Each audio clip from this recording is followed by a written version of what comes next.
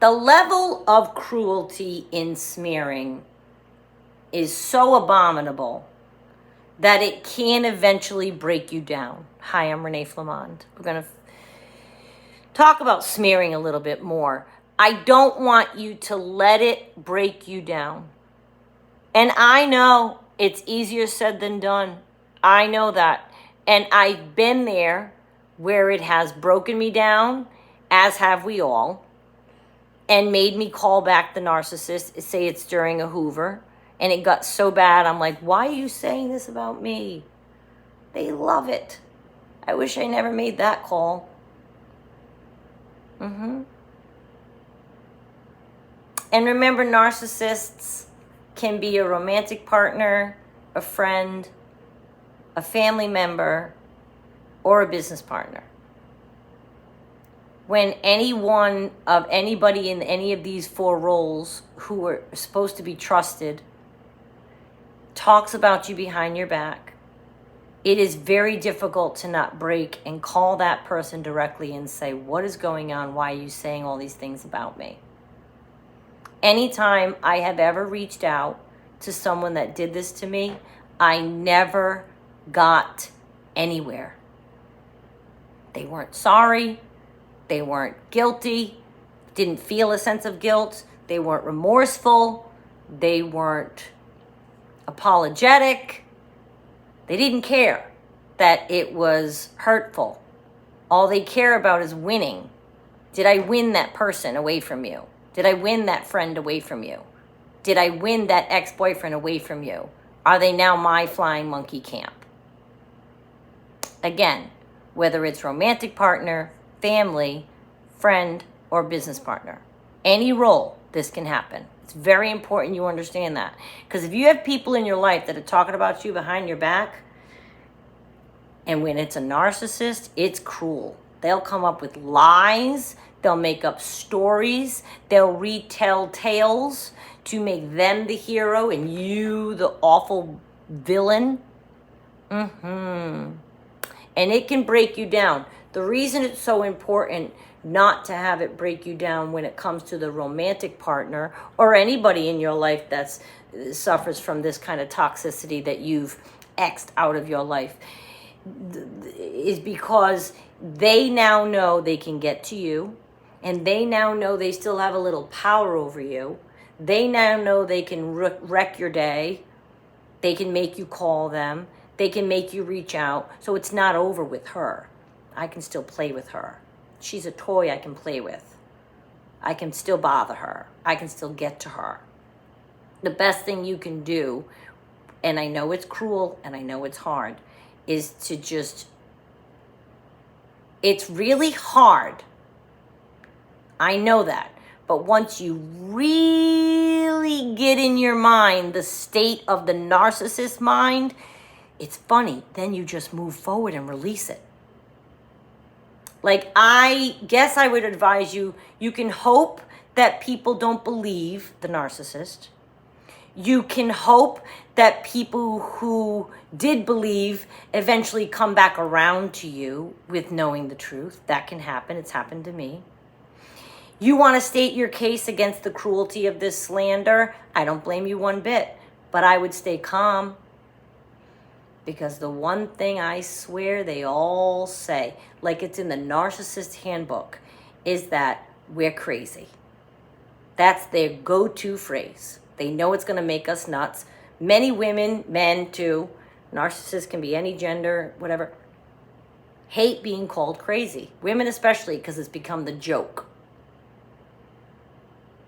They're going to say that. So try not to give any evidence that you're crazy. I gave a ton of evidence that I was crazy. Ton.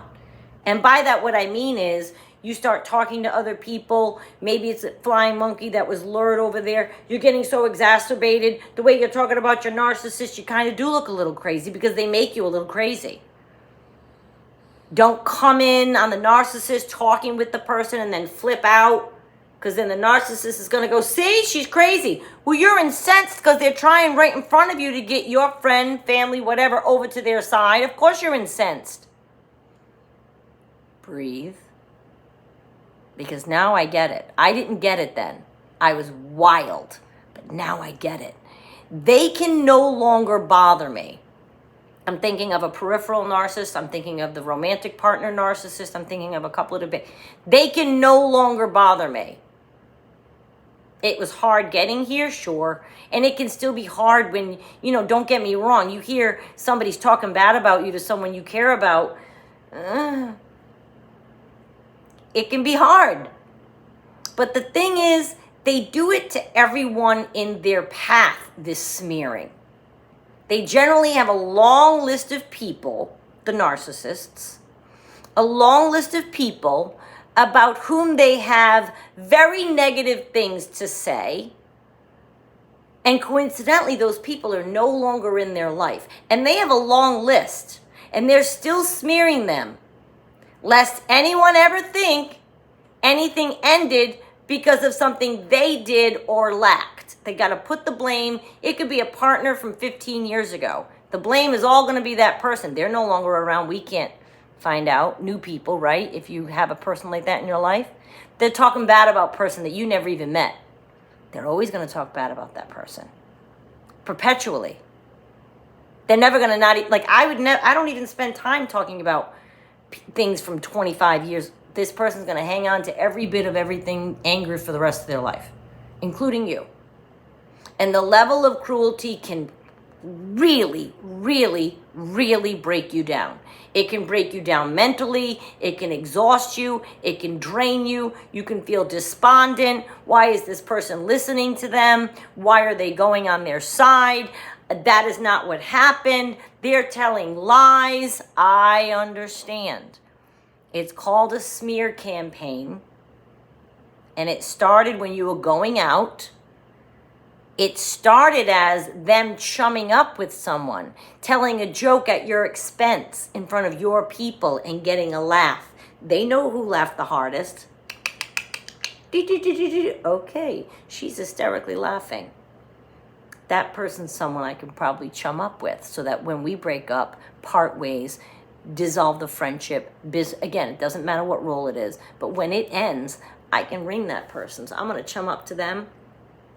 Act all like I'm here and in love with this person or friends with this person or close family with this person, get numbers exchanged, and the first second I have to douse us, they're going to call that person. It makes it extra cruel. They've been setting it up the whole time, in order to talk about you behind your back now. I've seen such cruel behavior I couldn't even tell you. The cruel behavior I've seen done by a narcissist to their own family. That didn't deserve it. Did not. And I want to tell you that you are not alone. I know that it is extremely like a needle, like a knife to your heart, especially when the flying monkeys believe the narcissist. That can be painful. And all I can do, like I say, is hope they come back around or maybe reassess your taste in people. Maybe they were never really as good of a person as you thought they were. And you might say, no, this person's good. I'm just brokenhearted. They went, well then, you have a right to state your case. I wouldn't do it anywhere near the narcissist person. I wouldn't give them the satisfaction of even being in their company anymore. I think once somebody talks bad about you behind your back, and I went on for years and years and years with somebody that did that to me, but now I realize I don't know why I went on for years and years. If somebody talks bad about you behind your back, I don't like it. It's a hot button of mine for decades. It's bullying and I can't stand it. I can't stand it. At least have the wherewithal to stop a person. If somebody comes to you, please do this. Say, whoa, that person's not here to defend themselves. Or I would actually, let's get them on the phone. Did I already say that this video? I'm confused. Get them on the phone, see what they have to say. You want to talk about them behind their back? Let's get them on speaker so that you're not doing it behind their back. I can't stand it. I think it's sleazy. I think it's being a snake. And let me tell you something my mother always said, and she's right. If somebody is talking about somebody else to you behind their back, they're talking about you behind someone else's back. These people, that is their quality. They talk about people behind their back. You are either a person that does that or you are not. So if they're doing it to you, they're doing it to others, it's a quality they have. So please don't take it so personally. I know it's you that's being talked about. I know it's your family and friends that are being targeted to be against you. I know that feels very personal. But if you could possibly look at it like the narcissist mind, this is what they go through. This is what they do.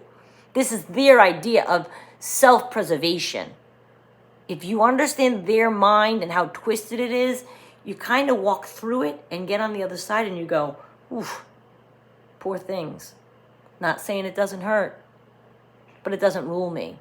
And it doesn't bother me because I consider the source. The source is an unhealthy source. Has nothing to do with me personally. I've done nothing to that person for them to warrant talking about me bad. And you've not really done anything to the narcissist who's probably your partner right now doing that to you. That's their dysfunction. That's a go-to tool that they have. Picture the big toolbox. I always picture them with a big toolbox. So there's triangulation and gaslighting, and this is smearing. And they just left hoovering. They're pulling out all their tools and trying to get to you. Don't fall for it.